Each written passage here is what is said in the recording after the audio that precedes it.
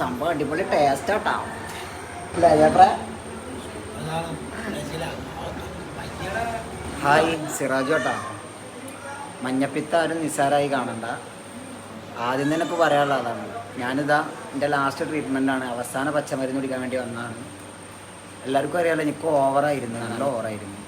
അപ്പോൾ അതുകൊണ്ട് തന്നെ 2-3 തവണ ഒക്കെ കുടിക്കേണ്ടി വന്നു. ഇപ്പോൾ ഒന്നിൻ്റെ കുറഞ്ഞിട്ടുണ്ട്. അപ്പോൾ ലാസ്റ്റായിട്ട് കുടിക്കണതാണ്. അപ്പോൾ എനിക്ക് പറയാനുള്ളത് എന്താണെന്നറിയാം, മഞ്ഞപ്പിത്തത്തിന് ബെസ്റ്റ് സൊല്യൂഷൻ എന്ന് പറയുന്നത് പച്ചമരുന്ന് തന്നെ കേട്ടോ.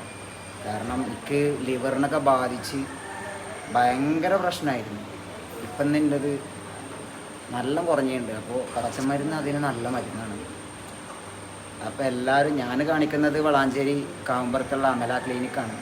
അപ്പോൾ ഇതൊന്നും എൻ്റെ ഫ്രണ്ട് വന്നിട്ടുണ്ട് കേട്ടോ, ജാഫർ. ഇവനക്കൊന്ന് മഞ്ഞപ്പിത്താണ്, ഇവന്ന് സ്റ്റാർട്ടാണ്. അപ്പോൾ കുടിച്ചോ. അപ്പോൾ എല്ലാവരും മഞ്ഞപ്പിത്തത്തെ ശ്രദ്ധിക്കുക, വെള്ളം കാര്യങ്ങളൊക്കെ ശ്രദ്ധിക്കുക.